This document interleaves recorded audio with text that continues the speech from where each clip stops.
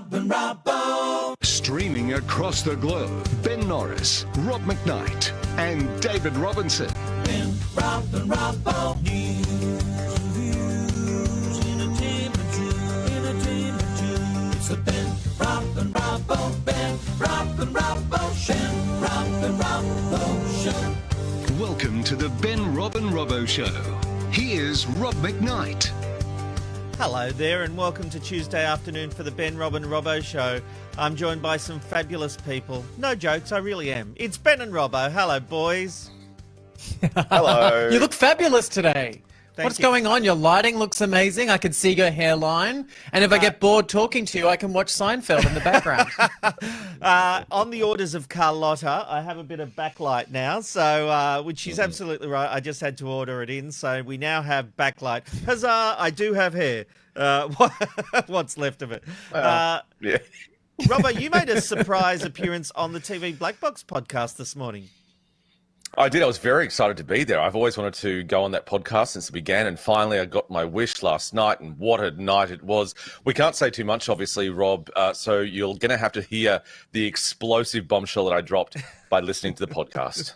Indeed, and you can just search for TV Black Box in your podcast feed, and we would appreciate it. All right, let's move on to today's topics in a moment, but first let me tell you who's coming up. We've got the fabulous Marc Vanel coming up. This guy is amazing. He hosts the feed for SBS, but he's done so many projects that have just gone viral around the world.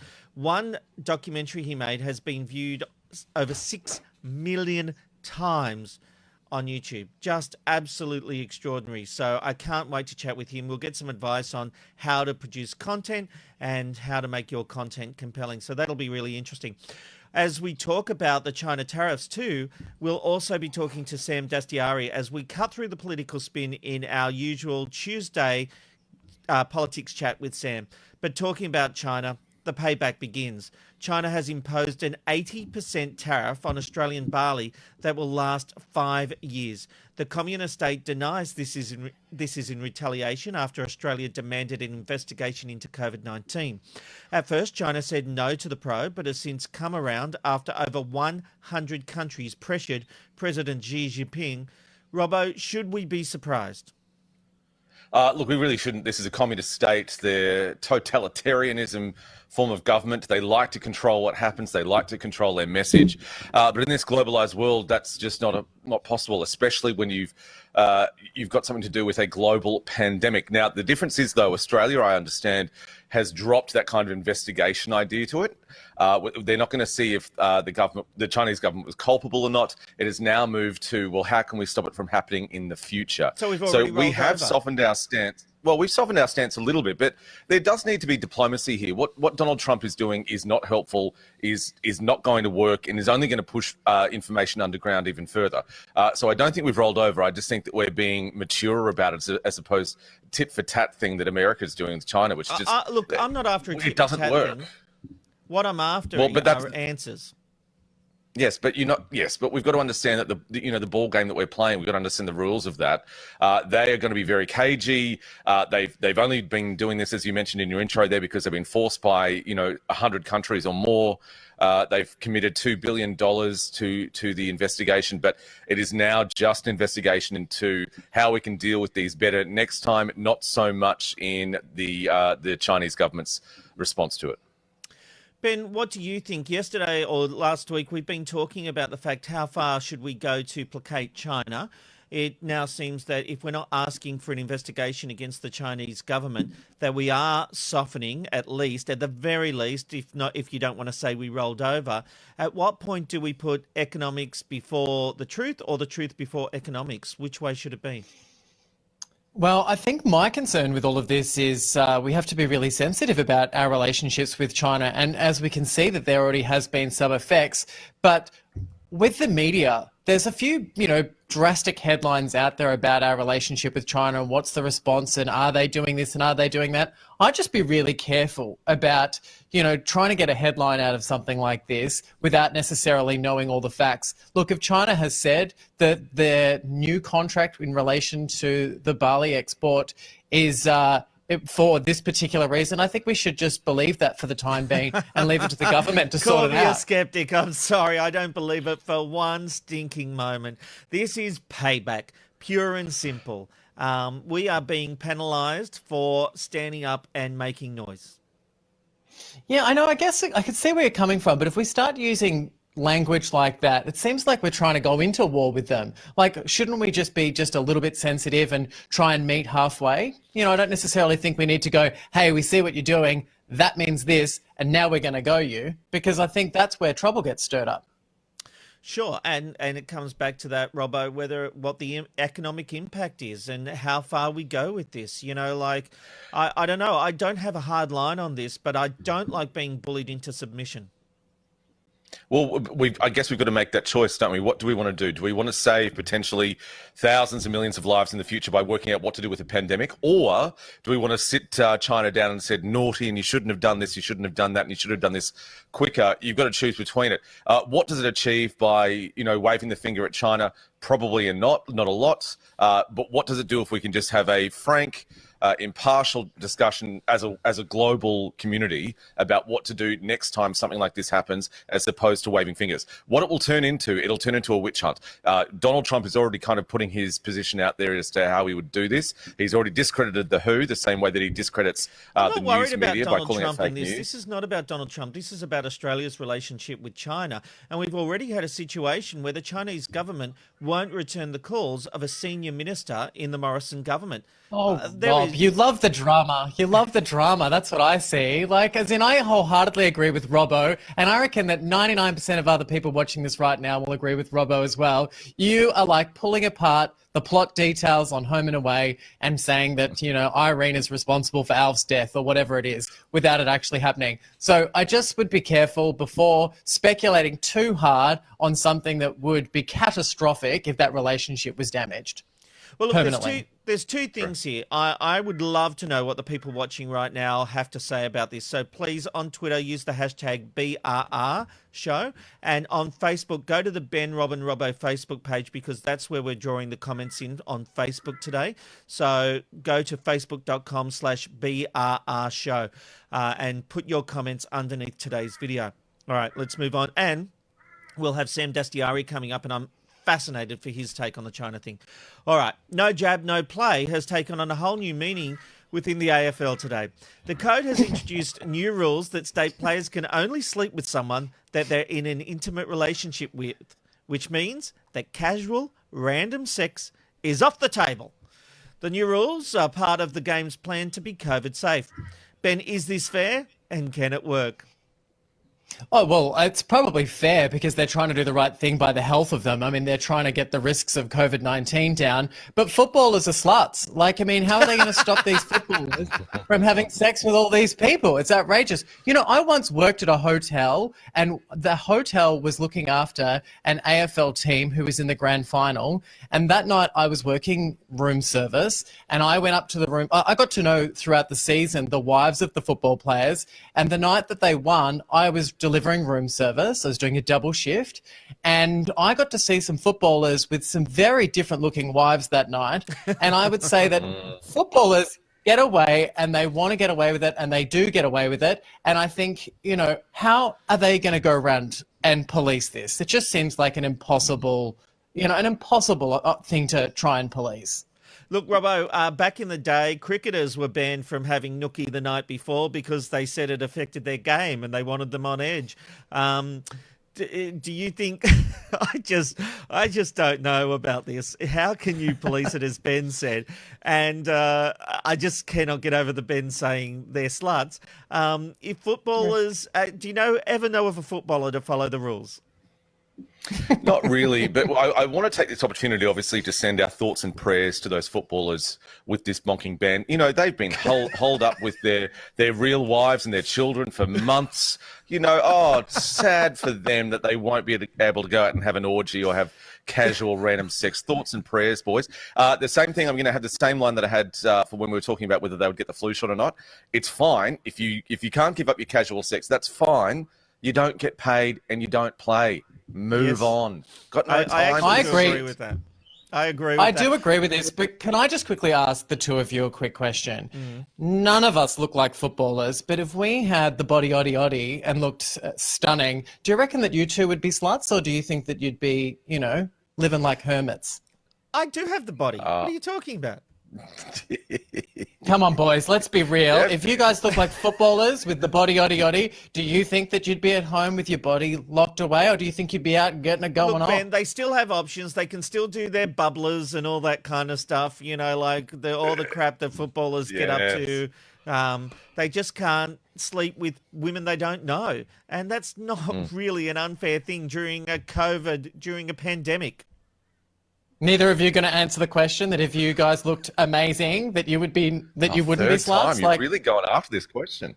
I look, wanna I've been a know. slut before, even with this body. So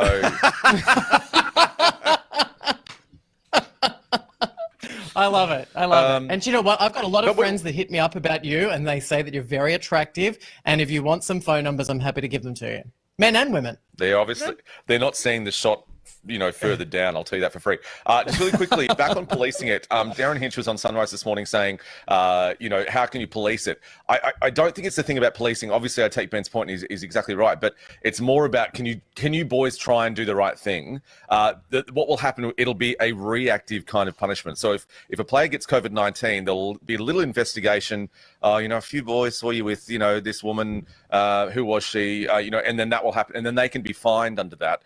So it's not about having someone in the closet or someone through the peephole. It's just about, boys, please, for goodness sake, keep it in your pants. It's not worth it just until we get through COVID-19. We want to get the game back on the field. If they're in a relationship, let's remember that. Yeah. Well, that's of course. discrimination. That's unfair. Just because someone's in a relationship shouldn't mean that we stop them from being able to do what's natural. No, it's I'm sorry, it's about but risk, Ben. It's about risk, and we are in a pandemic, and they're trying to get the Oh, codes actually, you're back right. on the field. And if they want to play, and if they want to get paid, as Robbo said, they have to follow the rules. Well, look, they're going to have to make nice with their hands. The coronavirus continues to cause confusion and send mixed messages. While the New South Wales government has issued strict social distancing rules, bus drivers have been told not to enforce them. The Sydney Morning Herald reports that there is a fear that disgruntled passengers may take out their frustrations on frontline staff. Okay, Robbo, shouldn't it be enforced? Otherwise, what are we doing? We're guaranteeing a second wave to be more severe. Isn't this a sad state of affairs when basically the reason that they're saying to the drivers don't enforce it is because of abuse from passengers? Yeah, So they are 100%. expecting that very aggressive, disgruntled passengers will take it out on the drivers. The drivers aren't trained for that. It's not their job either. They shouldn't be trained for it. So I think it's just one of those awful things where you can't police that. That's really tough, because of just a small band of people who will take it out on the poor driver. They're trying to do their best there. Obviously, especially in New South Wales, there, as we're talking, there's stickers on the seats, which should tell people where to sit and things like that. But if you've ever spent maybe even 2 minutes in Sydney, Sydney people like to do what Sydney people like to do because they're from Sydney and they're the best in the world. So that actually creates this issue. And this is true. It creates this kind of arrogance issue of I will sit there if I want to. I paid for a ticket. I will do this. And that's stress that the drivers don't need to experience. There's a really interesting one here, Robbo, though. The idea of leaving kids at bus stops if the bus is over full. And the first thought that sprung into my mind was Daniel Morecambe. The bus didn't pick him up, and look what happened. I don't think... So what is the balance between the threat of something devastating like that happening and trying to protect everyone from COVID-19? So that's one of the very first rules that they've said, that no child can be left at a bus stop under any circumstances. So if you're over capacity of a bus, that child gets on that bus. So the government was very clear on making sure that rule was one of the only that they adhere to. Kids must be picked up. There's no question, which is great because obviously, as you mentioned, the first thing that pops into everyone's head is a bus drive past a bus stop and there's Daniel Morecambe rather. That at least that rule will be enforced by the drivers. Okay. Ben, what is interesting, though, is we have a situation again where our leaders can't lead. The government of New South Wales have said these are the rules. And straight away, another bureaucrat or another boss has said, no, we're not following those rules. Rules are put there for a reason.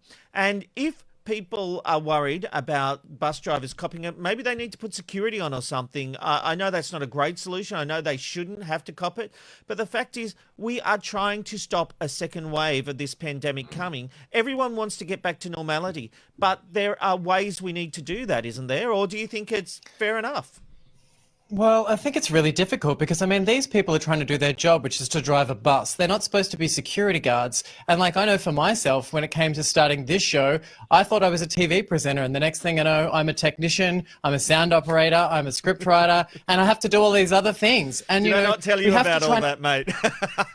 But we have to, well, I think, fair enough. And, we have to kind of meet halfway, I guess. It is a fairly big thing to ask them to start trying to police people on these buses. I think that they need to be suggestive, but if people start to act violently or they're being aggressive, I think you're just going to try and have to leave that. But also just finishing on this, like the Titanic, women and children first. And so I think they get to go on the bus first. I mean, they don't want to end the same way the Titanic did, but I think, they need to have that priority. Look, it is an easy thing to say, but of course, people stuck in a line, desperate to get to work, who are going to be late, they do get tetchy, and it's a really difficult situation, but we are in a pandemic and we need to follow the rules. Well, the recent closures of BuzzFeed Australia and the axing of 10 Daily, as we brought to you yesterday, has once again brought attention to the dire state of the Australian media. Since January 2019, almost 200 newsrooms have closed across the country, putting hundreds of people out of work. From the Sydney Morning Herald and News Corp to all three of the commercial networks, no media has been safe from the downturn in advertising dollars. Robbo, is there a solution to this? It's really tough, isn't it? One of the first solutions I would think of is there needs to be legislation against Google and Apple and all of those kind of big tech players who grab all the news, put it on their sites, and there's no kickback. We've got to remember this is a two-pronged problem as well. A, they don't pay enough tax, which is outrageous. So when people start saying things like, oh, we can't afford to pay for that program, or we can't afford to do this, well, how about we start taxing those massive corporations who are also not paying tax, they're not paying for the news that they get, they're devaluing our news, and we're seeing these massive closures around the country. I was really lucky enough to work for the ABC in Bunbury, and when you're in a small kind of city, regional city like that, it's very important to have local media to scrutinise the local councils. We're not talking about scrutinising federal governments or state governments. You're talking about scrutinising that local council, those local businesses, those local issues, and you need to have a voice there, because what happens when the light shines away from it? The great tagline of the Washington Post is democracy dies in darkness. And I think that is such a great way to show things, because there are many councils that need to be held to scrutiny, in fact, all of them. To lose all of these, these journos, and especially AAP is going to be closing soon. It's really, really tough stuff. But I really think one of the first solutions is to start charging Google and Facebook. And look, there's a whole investigation going on to that at the moment, and the ACCC has handed down some preliminary reporting on that. There's still a long way to go. And local voice is important. If, funnily enough, 2KY in Albury-Wodonga was facing the closure of its breakfast market that was going to be networked from another region. There was such a backlash. They've had to reinstate. This is just happened in the last week. They've had to reinstate that breakfast show and stop the networking from coming in because the backlash was so great, because this is one of the oldest radio stations in the country, and they were facing the closure of breakfast news and the breakfast show. So a great result that's been saved. Kevin Kiley down there does the breakfast show, and they were going to be moved to afternoon slots. So they now get to keep their jobs in the breakfast show, and the people of Albury-Wodonga get to keep listening to a local voice. But Ben, I think there also needs to be some understanding that when it comes to subscribing to news, people don't want to do that so much because it costs money, and there has been an expectation that we get news for free.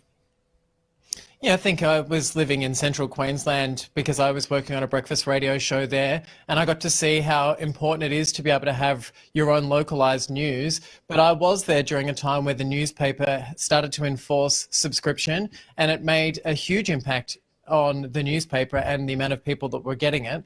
So, look, I think it's a really difficult situation. I think news in regional areas is very important and we need to protect that. And I can understand why some people probably feel like they can't afford it or won't pay for it. So, yeah, I agree. So I think you can't change the market. So the people expect to get news for free. That's how we've always done it. So that's fine. You're not going to change that. What you can do, and I don't want to harp on about this, but I'm about to, charge Google and Facebook. And rightly so, Rob, you mentioned that investigation, which is really powerful and really, really important because they earn squillions of money. And we're talking about, paying a regional journo 60 grand a year, and they're talking about billions and billions of dollars worth of profit. They need to start paying for it. 9, 7, 10, ABC, SMH, all of that kind of thing can still provide it the way that they want to, whether it's behind a paywall or free. But there needs to be charging of that because Google and Facebook are the people who have moved that news far away from those sources, so the sources don't get the money. There is a little bit Someone's I am winning and it's confused not about that. Google basically posts links to article. They don't post the whole article. So I'm there's part of this I still don't get. That actually, you know what? We'll get an expert in to talk us through this because it's really important legislation. It's really important that we understand the implications of it. So maybe on Thursday we'll get someone in to talk us through it. All right. It's the kiss that Nine Network's Tony Jones wishes we'd all forget. It happened at the end of Beck Jugg's final weather broadcast, and a warning, this is very awkward. Time that we'll be working together for a little while because you're off on a break. Hello. Yes, Tony, giving birth to those twins of yours. We'll all miss you, but of course everyone in the newsroom sends much love and very best wishes. Thank you. I'll miss you all too. Wish me luck. I'm going to need it. Yeah, well, I tell you, the Carlton supporters are very excited. Well, they should be. Yeah, exactly. Yeah. Good luck, Nick. Ooh. Okay, good. This is going well. You're funny. All right, now, Melbourne, that's what's news this Monday. Enjoy your evening and good night. Yeah. To this day, I still don't understand that. In an interview with 3AW's Neil Mitchell, Jones said that if he sees the clip again, he'll walk off set. She threw him under a bus, and whatever you think of Tony Jones, he's got lovers and haters. That was a really weird moment for her just to turn away. But let's talk about this. Ben, do you have a moment you'd rather forget? Oh, pretty much every conversation I've had with Robbo on this show so far. I think sometimes I come across... That's hurtful. I think sometimes I think sometimes I come across a little bit like a bull in a china shop, and I try to get my opinions across. And last week I said, use your brain. And I probably should have used my brain and used a different term to get my point across. So that's my regret. Okay. What about you, Right, Robbo? you don't have to worry about that. Look, I've been trying really hard to think. It's one of those things that there are 1,400 billion of them, and I can't think of one because there's so many.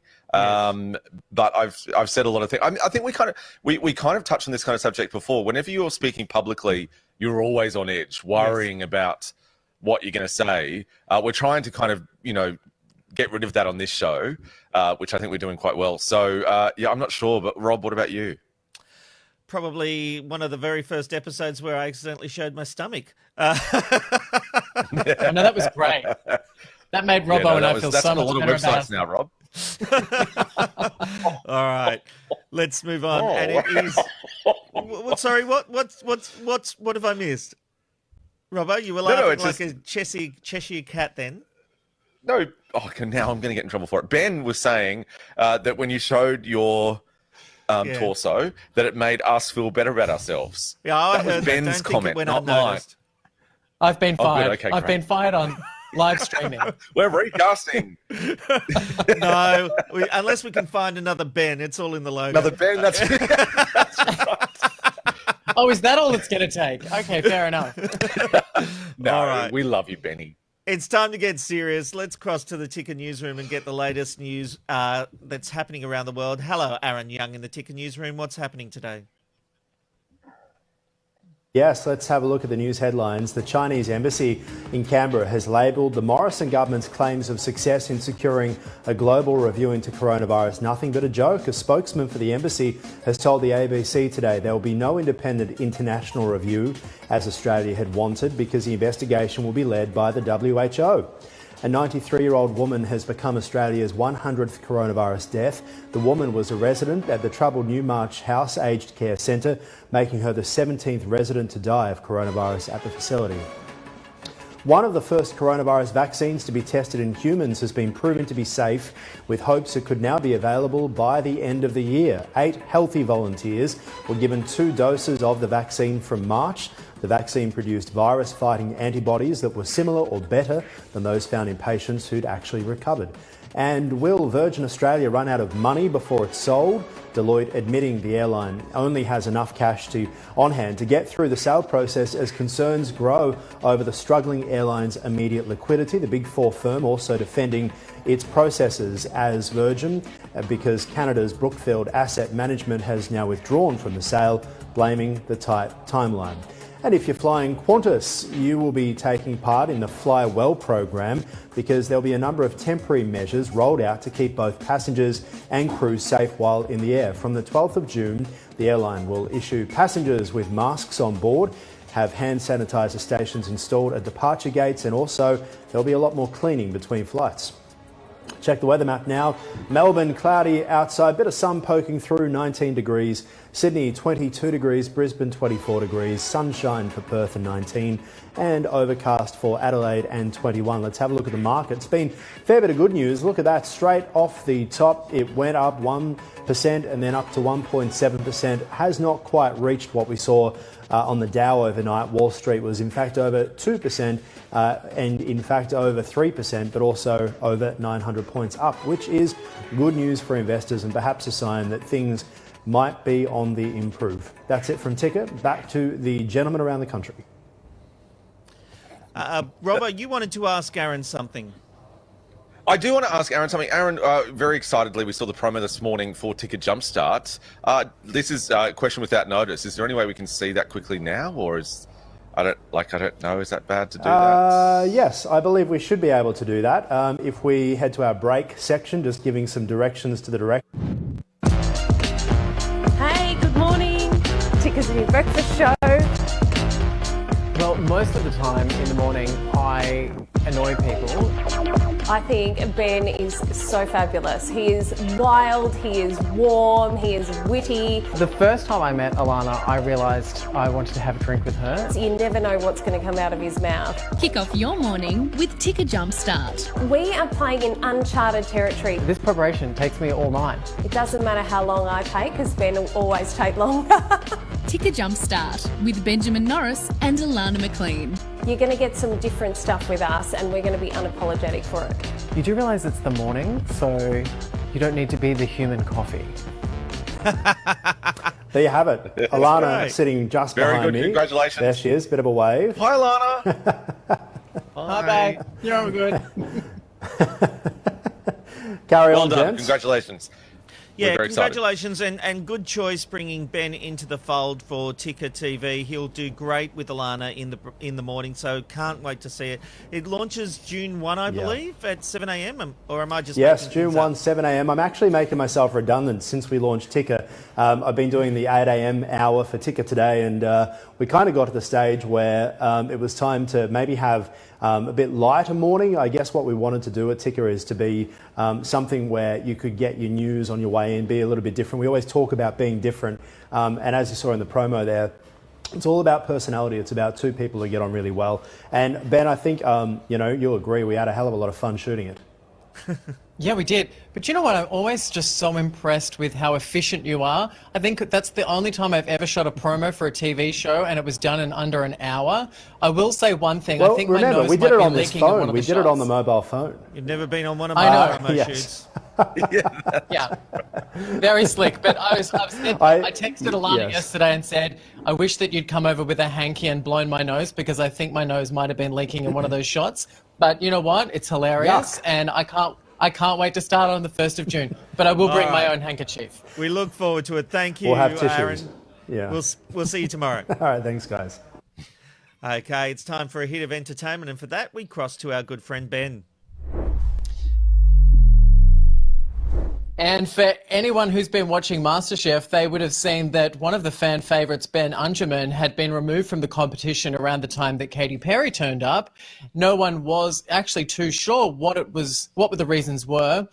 But it has now come out today that he has been he hasn't been charged. He's been charged with 2 counts of sex offences. So unfortunately for him, he did come to an end with his time on MasterChef, and he hasn't actually been officially charged, I don't believe, yet. So I think we'll get more from that story.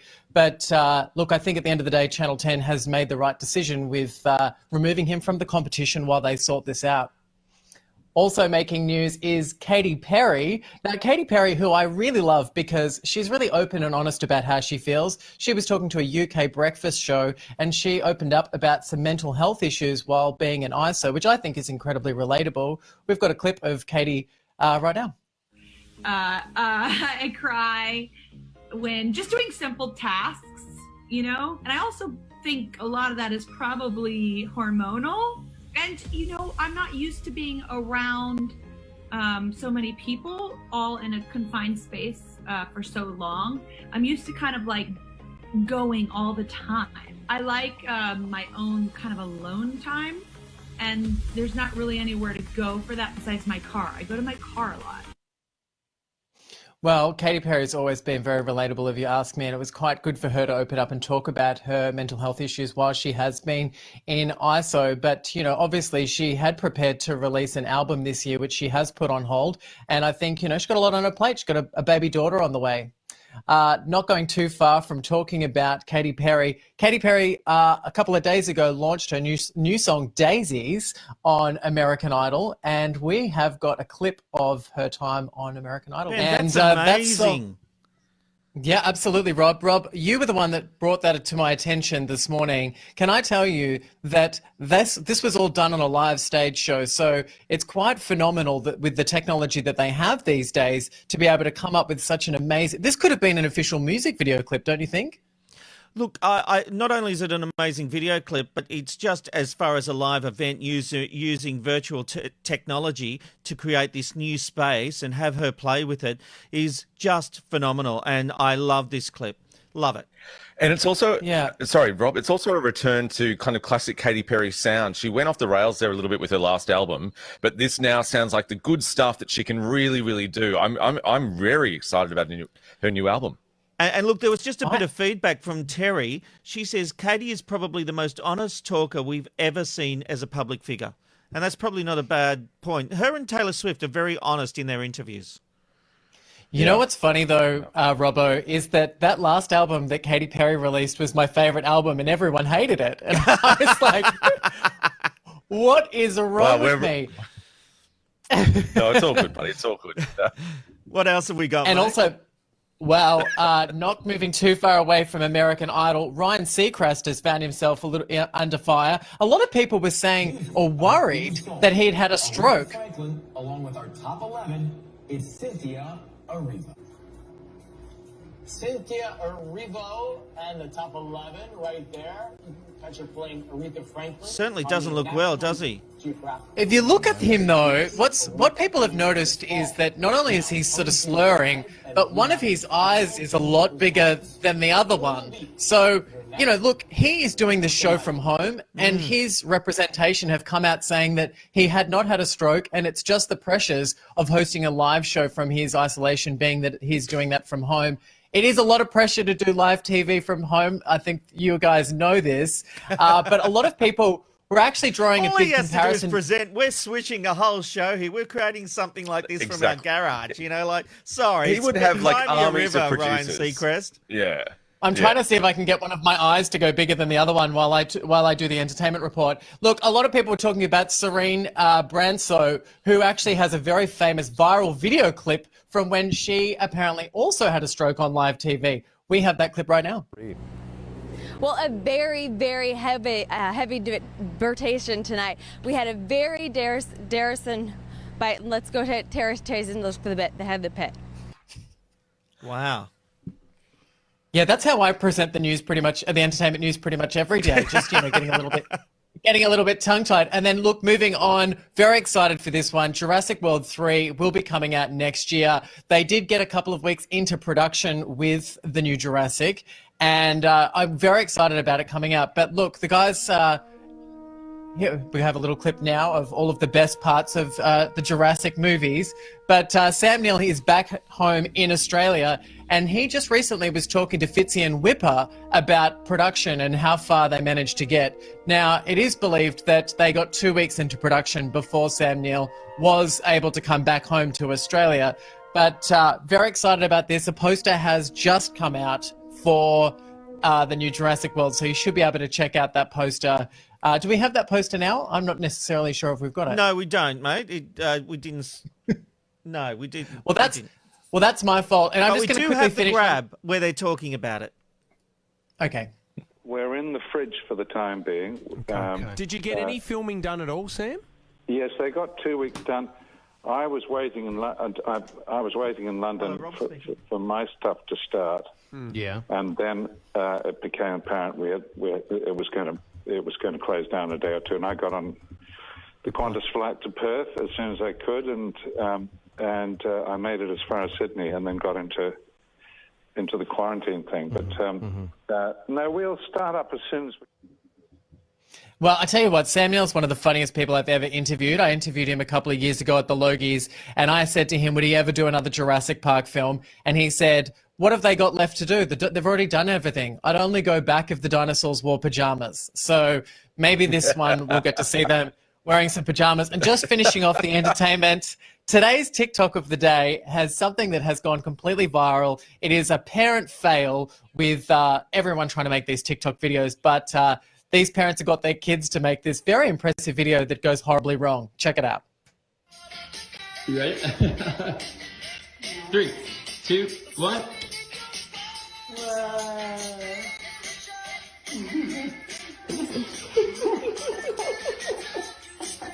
Oh no!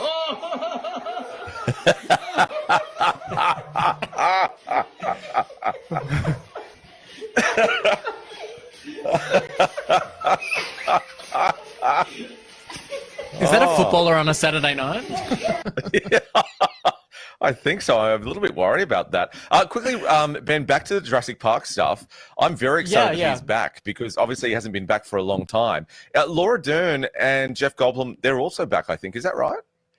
That is correct. They have got the 3 main returning cast members back to the new Jurassic World. It is now recently revealed that it looks like the 2 children from the first Jurassic Park may be coming back as well, with Ariana Richards posting a photo of what she looks like now. Interestingly enough, the actor that played Tim in the first Jurassic ended up in Bohemian Rhapsody, and no one really drew the comparison because obviously he looks a lot different now. But look, I think it's a return back to the original Jurassic films, tying it all back together. And while I wasn't a big fan of Fallen Kingdom, the last one, I feel like this one being directed by Colin Trevorrow is going to be good. Yeah, you excited, Robbo? Yeah, I agree with you. The last one that we just saw wasn't very good. The first one of the new series was amazing. So I'm glad that Colin Trevorrow is back, and I think we're going to see a wonderful film again. I can't wait for it. Laura Dern. I am obsessed with Laura Dern. We can't hear Rob now. Rob, we can't hear you. Rob, no. It's because I keep hitting the wrong button. I have button issues. I've heard that's a problem. I think I'm going to have to reorganize my buttons here because I keep going for the middle one and I'm turning myself off, not turning myself on. Awkward. All right. I decided I'd leave you out there to dry for a little bit there, Rob. No, I appreciate that. All right. Look, it's time to cut through the spin with our very own numbers man, Sam Dastyari. Hello, Sam. How are you today? Great to be back. Always good to have you here. Look, I want to start off with our tariff war against China. We called for an inquiry into how the coronavirus started, and all of a sudden China is banning our exports and putting huge tariffs on Australian products. But Agricultural Minister David Littleproud has insisted there's no trade war with China. Here he is on Sky News.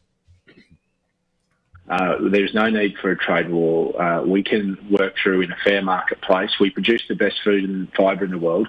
We can put ours on the marketplace and get a premium for that if we're given a fair go, and that's all we're asking for. We won't be retaliating. That won't advance not only agriculture, won't advance any of our sectors. We'll keep to our principles. That's what the Australian government does. That's what the Australian people do. They stick to our principles, show that we're good global citizens and get on with the job. Gee, Sam, it smells like a trade war. It looks like a trade war. Is it a trade war with China? Of course, but look, the minister doesn't want to acknowledge that, and I actually don't blame him. I wouldn't want to acknowledge it if I was him either, because he's in this bind that the second you say this is linked to the inquiry, then it's linked to the inquiry. So everyone's starting to play this pretend game at the moment that, all of a sudden what may or may not be happening with barley, may or may not happen with a couple of beef abattoirs where had the meat kind of held up in customs, has nothing to do with calling for a coronavirus inquiry. And anyone who's anybody knows immediately, of course, the two are linked. But look, this is serious, and this is a really, really big problem. And frankly, on any definition, how the Chinese government behaved and the Communist Party behaved regarding this whole issue is worrisome. So look, there's a whole lot of conspiracy theories out there, right? And it goes from one extreme, which is this was some kind of a plant by the, Beijing government to undermine Western democracies. I think that's like on one kind of crazy extreme, and right to the other end. But even in a best case scenario, they tried to hide it. They downplayed it. Now, they may have been downplaying it for their own domestic purposes. They may have been downplaying it for more nefarious reasons. But the truth is that they did, for a long time, pretend there wasn't a problem, and that helped spread this virus. And now we've got this huge economic wreckage as a result. Sam, do you think that we should be standing up against China, though? I mean, for me personally, I think it seems a little bit dangerous. But what do you think? Yeah, look, I think we don't have a choice. I think we have to. Where we've got to be a bit careful is we have this thing as Aussies where sometimes we try and get a little bit ahead of the curve. And we're probably more exposed at a trade level with China than really almost any other nation. You've got this funny scenario where China is Australia's largest, export market by double. It's double the size of the second largest export market. That's the US, and then Japan slightly after that. So we're hugely exposed, and you end up with this funny situation where, I'll give you an example. We start saying tough talk on the coronavirus, on this inquiry. The Americans egg us on and say, you got to do it, you have to do it. US senators start writing these letters. They all kind of sign them together in solidarity with Australia. They suddenly start saying, oh, yeah, we're going to, some kind of payback with barley exports. And who's the people who are going to benefit from that? Probably some of the American farmers. You've got to be a little bit careful that you don't get played for suckers in these kinds of games. Because, something happens. If suddenly Australian beef stops being able to get into China, they're still going to eat meat. They're going to buy it from somewhere else, and I wouldn't be too surprised if they don't start buying it from American farms. So have we been played, Sam? It does feel like we're being pushed to be the people to stand up, and we're copping all the financial cutbacks because of it. Look, no, I think the government, and again, it pains me to say this, I think they've actually played this as well as they could to the extent they have. I mean, you have to stand up for your values. You have to stand up for your principles on this stuff. And again, putting aside the crazy conspiracy theories, right, that, this is some kind of a plant by the Beijing government, which I don't think anyone really believes, they have behaved appallingly. Where we're in this really weird... Look, Australia's in this really weird situation because historically, our largest trading partner and our largest ally are always the same people, right? Now, whether that was the Americans or whether that was the British, it's pretty easy where your geopolitical interests are aligned with your trading partners. We're in this kind of funny situation now where they're not aligned, and other countries have dealt with these scenarios often. Like Japan and Russia have this incredibly close trade relationship because neither of them remotely trust each other.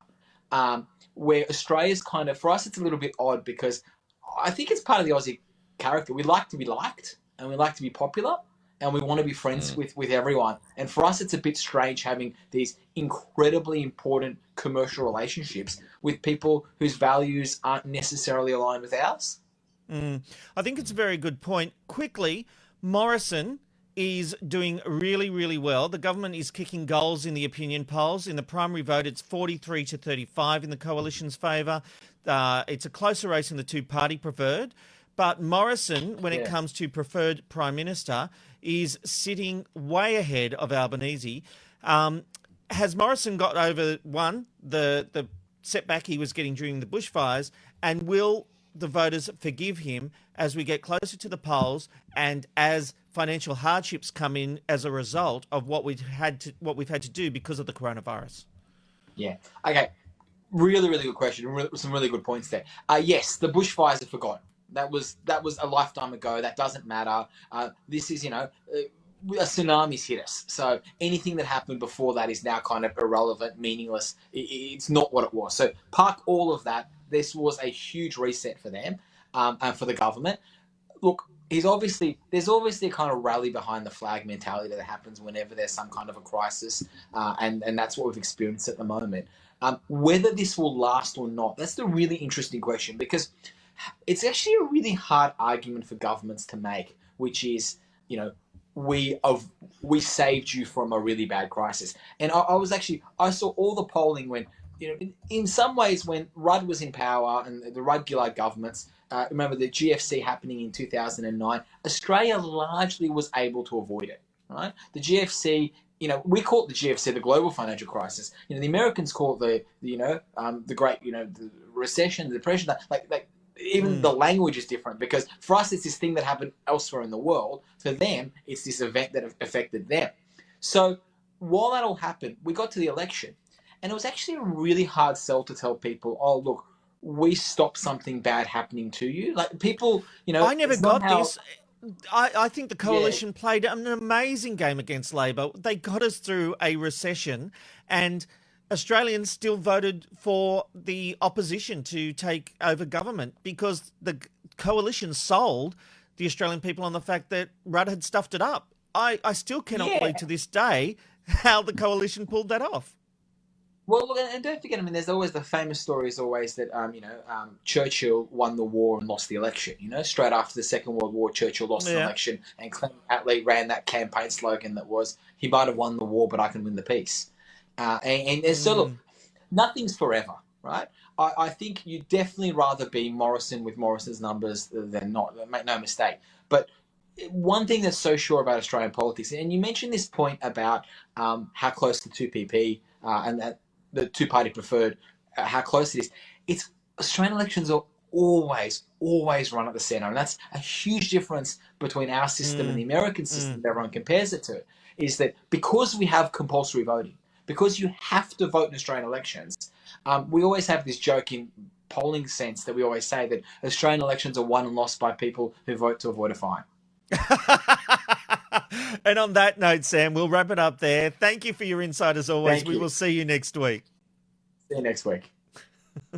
It's the random life shot of the day. Where are you going today? You never know where you'll end up with the random life shot of the day. This morning we're taking you this afternoon we're taking you to London, where it is early morning over there.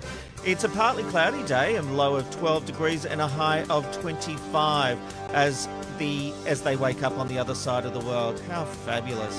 I could watch that all morning, all afternoon, all night, but we won't. We've got other things to do. Well, our next guest is a guy who has been at the forefront of podcasting, created a short film which went viral around the world, and he also hosts a weekly TV show for SBS. Marc Vanel, is there anything you can't do?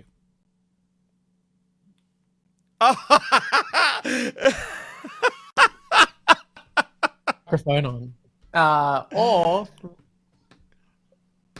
And well, action. I guess he can't be here for a internet cross. Oh, well, no. I think that we could just get Robbo to do some sports rods, or You know what? We were going so well, and Mark's had problems coming in and out, but I can see him. Mark, I just asked. Oh, he's gone again. Let's bring him in on the foreshotter, Amanda, and just see where this goes. I think is he there? Oh, there we go. system works. I owe you an apology because I did this thing because actually what I've done here is I've actually tethered my laptop to my phone because the office I'm in puts you against the firewall, and of course I did that thing immediately before I go on air, which is I hit bloody airline mode, and so I'm trying to be a good interview guest, and in fact I just ruined it. So, and I forgot my earpods. I look like bloody Princess Leia. I'm sorry. Lovely to be here with you. Congratulations on your show. Thank you very much. I am talking you up big time, but wow, you've missed it. You're supposed to be the internet guy, the guy who knows how to do it. Ah, disappointed. No. You invited a moron on your show, and only now are you realising it. But I'm just thankful, to be honest, that it was you who stuffed up and not me. So that's changed. Marc, you host the feed on SBS, and it really has been a groundbreaking show, hasn't it? I think, firstly, thank you. Lovely of you to say that. It's one of those things where, we started it in 2013 back on what was SBS 2, and then what became SBS Viceland, and now we're on the main channel. And I think what has surprised me is how much the show has grown and the incredible talent that the show has put out as well. I think of people like Mark Humphries, of Jan Fran, and I think if anything, that's what I'm most proud of. It's the fact that we've been able to create a space where particularly young talent has been able to come along and build their careers and grow. And also just the internet. One of the interesting things about being on, let's be honest, one of the tiniest broadcasters is that we were actually capable of finding an audience on the internet, and certainly social media and Facebook, and before they changed the algorithm in particular, was a really powerful way for us to find audiences. And I remember years ago I did a show for the ABC Equal Hunt, and I worked for Andrew Denton, and he had this saying, which is the best, doesn't matter how big your audience is, good ideas find a way. And in some ways the feed has sort of proven that the comedy that we've done, the documentaries, the interviews, they've found this amazing life on the internet. And I guess groundbreaking, thank you. But what matters to me most is that the stuff we've worked on has managed to find an audience despite, the platform that we may have had. Well, look, a story you produced for the feed called Sex in Japan, Dying for Company. This thing has had over 6 million views. Did you know you were onto something with this story? Can I tell you a funny story about that? So I was in Japan to shoot an interview with a musician, and producer Claire Aird it was coming along, and she found a bunch of interviews attached to it that she thought were worth exploring. And what actually came out of it is we made this documentary in 3 days. We made a half-hour documentary in 3 days.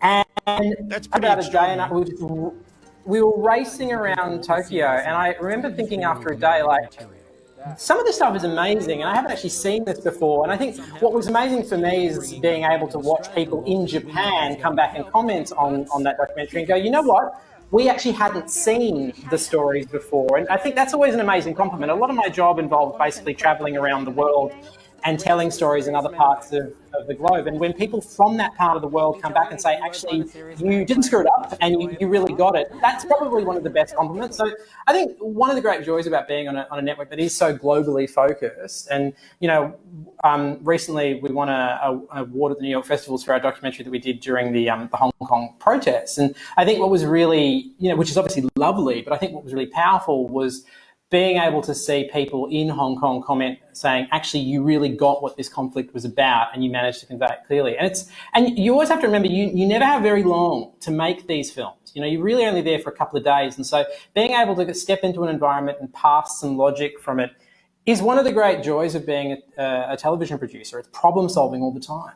You did an amazing job, but for people who haven't seen the documentary, and it's well worth a look, that has captured the attention of so many people, let's take a look at the opening scene. In Japan, almost half of unmarried people under the age of 34 are virgins, like actual virgins. In fact, the vast majority aren't in any kind of relationships, and it's actually a huge problem. The population is in decline. The number of kids that were born hit record lows. In fact, it's such an aging population that the number of adult diapers is about to outsell babies' diapers. So, the lack of sex in Japan has been blamed on a whole bunch of things.